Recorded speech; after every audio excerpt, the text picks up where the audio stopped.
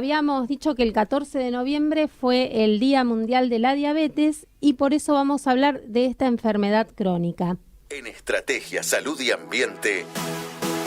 En Estrategia Salud y Ambiente entrevistamos al doctor José Luis Hipólito. Él es médico cardiólogo, presidente y fundador de GLEC, Grupo Latinoamericano de Enfermedades Crónicas. Buenas tardes, José Luis. Gracias por esta comunicación. Te saludamos Gabriela Ensink y Elisa Soto acá en Estrategia Salud y Ambiente. ¿Cómo estás? Hola, buenas tardes, Gabriela, Elisa y a la numerosa audiencia de Radio Sónica. ¿Cómo les va? Muy bien, gracias José Luis por tu tiempo. Estamos con la expectativa de poder entrevistarte porque, como bien decía acá mi compañera, el 14 de noviembre, es decir, hace un par de días, fue el día de concientización contra la diabetes, una enfermedad crónica, y bueno, querríamos un poco que nos comentes, quizá muy por arriba, por qué se la considera una enfermedad crónica y bueno, y qué es lo que, digamos, cuáles son las herramientas que uno puede darle a una persona con una enfermedad crónica para ir sobrellevándola.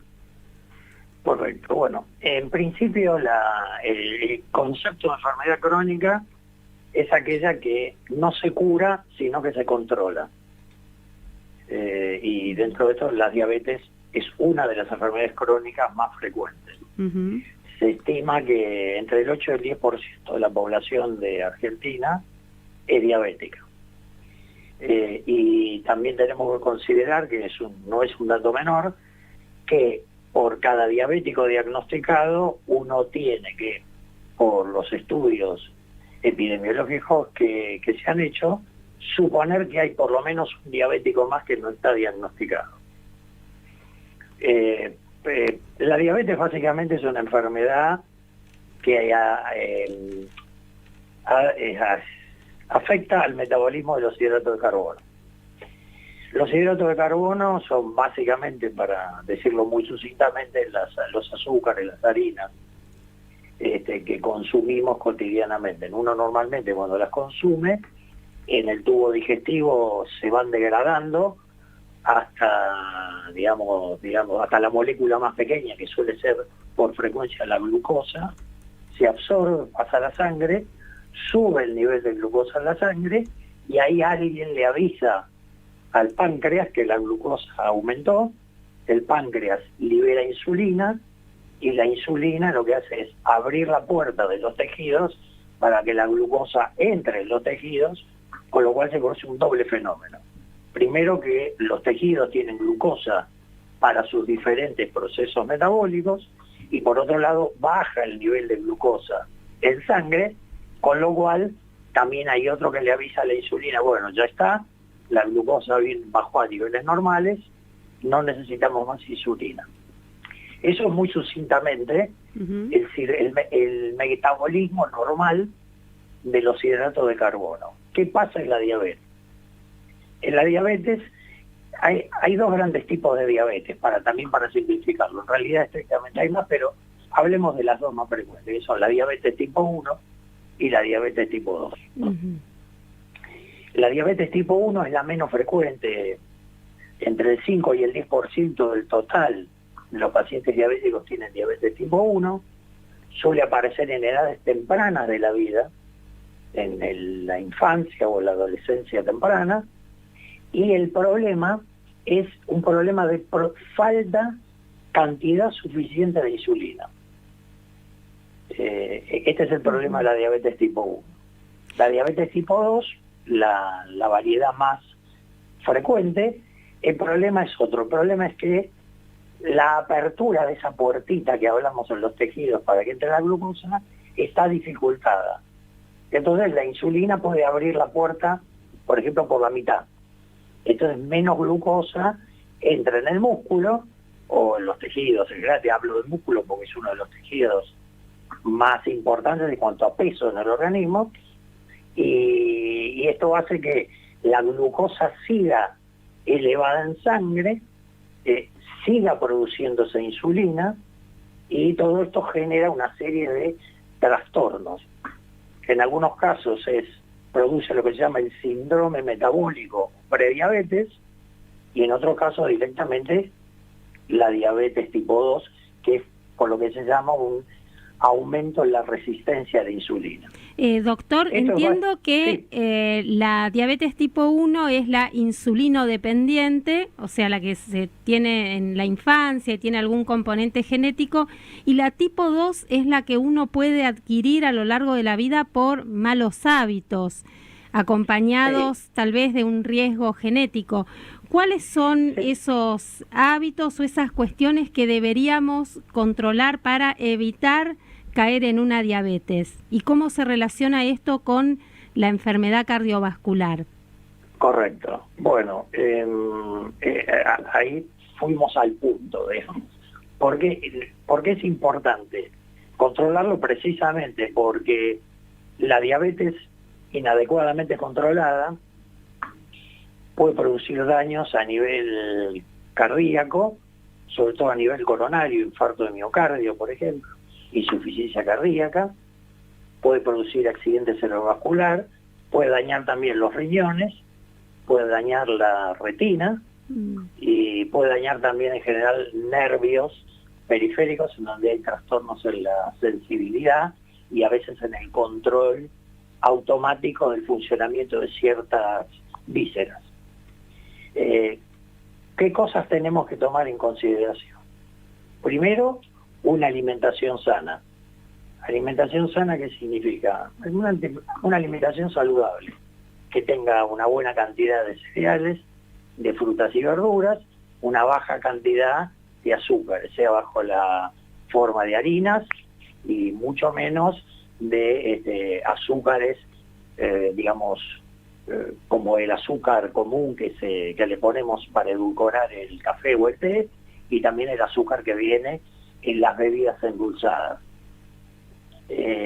¿Por qué es importante la dieta? Primero porque en la medida que controlemos el aporte de hidratos de carbono, vamos a tener menor cantidad de glucosa en la sangre.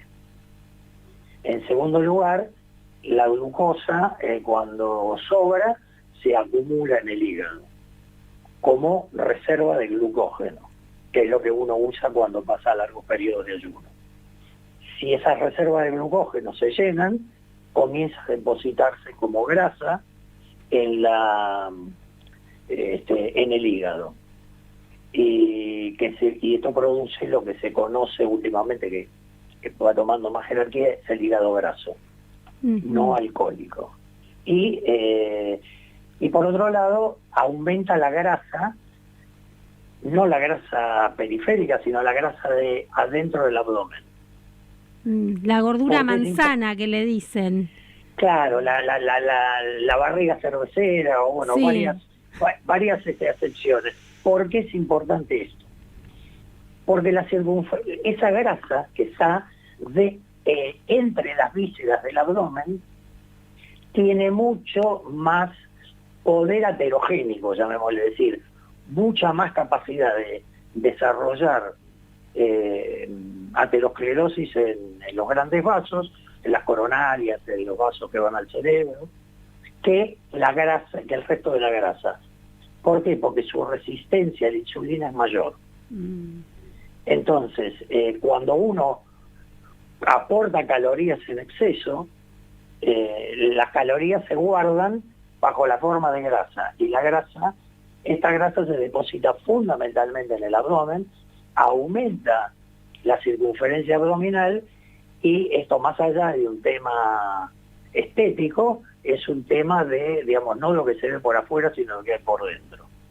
En general se considera que una circunferencia abdominal de más de 94 centímetros en el varón o de 88 centímetros en la mujer es una circunferencia abdominal elevada, aumentada respecto del nuestro biotipo, del americano, digamos, del latinoamericano, porque esto cambia de acuerdo a las razas. Claro, es algo sistémico entonces, no es que es una sola cosa, porque tener diabetes puede afectar al corazón, al riñón, al hígado, la salud visual. Ahora, dos cosas. Primero, ¿cómo se detecta a tiempo? Si hay algún chequeo, estudio, análisis de sangre que me pueda alertar, o síntomas como tener sed excesivamente o el exceso de peso.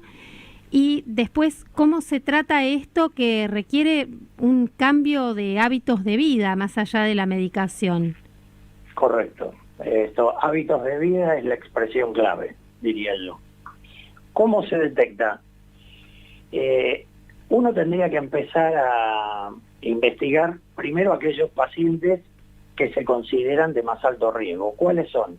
Por ejemplo, pacientes hipertensos, pacientes que tienen exceso de peso, pacientes con grasas altas en la sangre.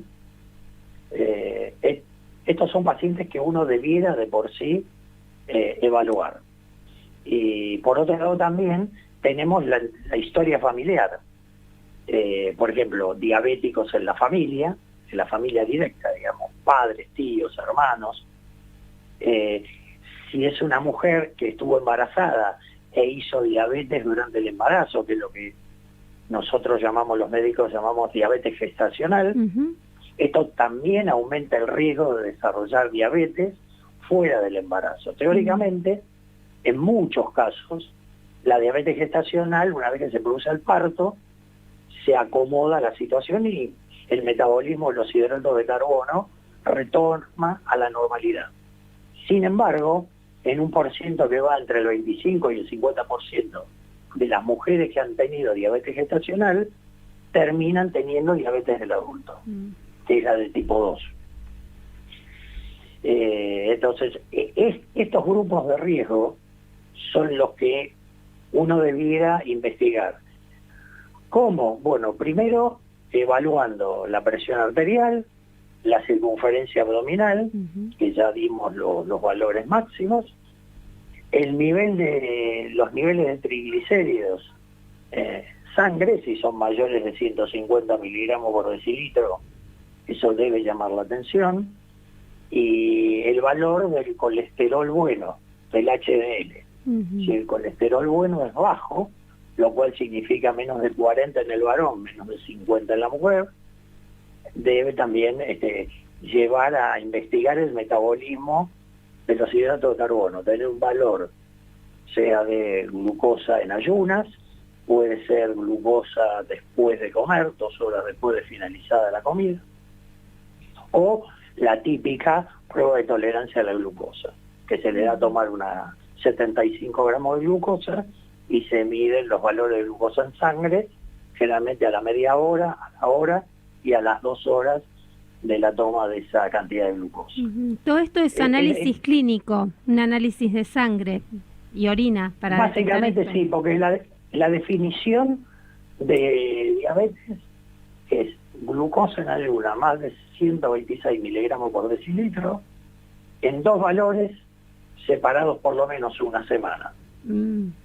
Con eso uno, obviamente que cuando uno hace eso es porque tiene una sospecha, si no uno no hace 2 valores de glucosa porque quiere repetir análisis, sino porque hay toda una sospecha crítica detrás, o porque en un análisis casual, una primera consulta, uno pide un laboratorio general y se encuentra con una glucosa por arriba de 126, entonces uno la repite y si esos mismos valores se presentan en la segunda determinación, con por lo menos una semana de distancia, eso podría indicar que estamos frente a la presencia de un paciente con diabetes. Doctor, sí. Digamos, esto de los factores de riesgo, que ya los mencionó, en realidad atraviesan la sociedad. ¿A qué me refiero? A todas las edades. ¿Cuál es la realidad con respecto a los niños y a los adolescentes? Que imagino cada vez se ve más obesidad por lo pronto, más sedentarismo. Exactamente. Bueno, se está viendo en general en casi todas las sociedades, tanto orientales como occidentales, un incremento muy acelerado de la cantidad de pacientes diabéticos. Y este crecimiento se debe a 2 motivos. Uno, porque los adultos mayores vivimos más tiempo. Entonces, bueno, como vivimos más tiempo, somos más personas con diabetes que habitamos la Tierra. Pero por otro lado, se está diagnosticando diabetes en edades cada vez más jóvenes.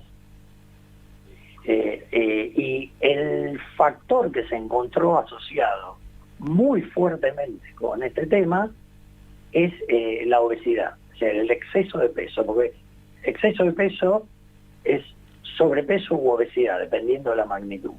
Pero digamos, el exceso de peso está fuertemente asociado con la probabilidad de desarrollar diabetes. Entonces, y en ese exceso de peso intervienen varios factores. Interviene los hábitos alimentarios, en donde hay hoy mucho consumo de bebidas azucaradas, de alimentos con azúcar, por ejemplo, los cereales azucarados, los golosinas, que por otro lado, no solamente es la cantidad de azúcar que aportan, sino que son en general azúcares bastante sencillos en su estructura, que se absorben rápidamente y que hacen que el pico de glucosa sea más alto y por ende la producción de insulina también más alta. Todos estos factores a lo largo del tiempo con mayor probabilidad pueden llegar a desarrollar diabetes. Y también hay otro tema, que es el sedentarismo. Hay mucho consumo de internet, redes sociales y menos vayamos a correr con la pelota, vamos a jugar al fútbol, o vamos a jugar a otro deporte, pero menos actividad física y más sedentarismo. Entonces esto hace también que colabora junto con un hábito alimentario inapropiado, una menor actividad física, que hace que la sumatoria de ambos termine en un mayor exceso de peso, con lo cual mayor probabilidad de desarrollar diabetes. Y en los niños y adolescentes, cuanto más tempranamente se desarrolla la diabetes, peor pronóstico tiene, porque durante más años van a ser diabéticos.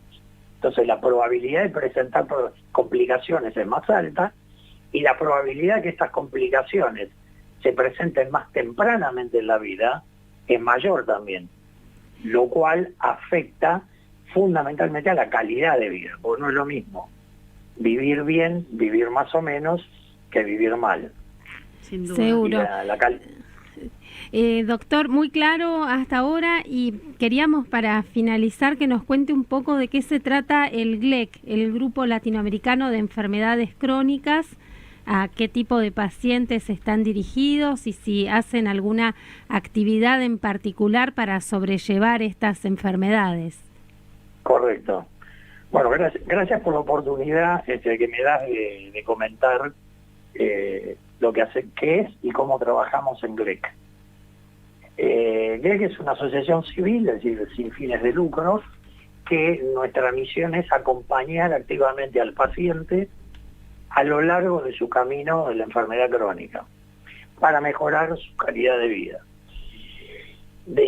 Digamos, ¿qué es lo que percibimos quienes trabajamos en GLEC? Que la mayoría de nosotros somos médicos y hemos tenido una mayor o menor trayectoria en la actividad asistencial, es que el tiempo de la consulta es un tiempo breve, en donde de pronto el médico no tiene tiempo para hablar de todo y el paciente no tiene tiempo para comentar todo. Y las consultas, en general, en un paciente estable, van entre 1 mes y medio, 2 meses. Entonces, primero, cuando le dan el diagnóstico, el paciente necesita procesar el diagnóstico. Y cuando uno tiene una enfermedad crónica, lo primero que tiene que hacer es el duelo de la pérdida de parte de su salud, porque ahora tiene una enfermedad crónica. Y después tiene que aprender a convivir con esa enfermedad crónica. Y esta convivencia es como la convivencia entre los individuos. Bueno, tenemos que tratar de tener una convivencia armónica para que sea de mejor calidad. Y una de las grandes cosas que necesitan los pacientes es ser escuchados, y nosotros le prestamos el oído porque hablamos con ellos una vez por semana en general, le preguntamos cómo va el tratamiento, si tuvieron algún problema, si lo están cumpliendo adecuadamente, si notaron algo raro, si hubo algún fenómeno en su vida personal, familiar, laboral, que puede estar interfiriendo con el tratamiento, con la enfermedad, y de esa manera tratamos de acompañar para escuchar, contener, darle una respuesta dentro de lo que nosotros podemos. Nosotros no tratamos a los pacientes, pero sí conocemos cómo se los trata y por qué camino debiera seguir las cosas. Cuando uno percibe que hay algo que no está adecuadamente estabilizado, le sugerimos que se contacte con su médico de cabecera para que le comente esto que habló con nosotros. Si el médico de cabecera quiere hablar con nosotros, con todo gusto, y si no, por lo menos que levante la banderita que hay algo que no está funcionando bien. Doctor, y este es un camino largo. Sin duda. Perdón, para cerrar, este es un camino largo, no libre de obstáculos.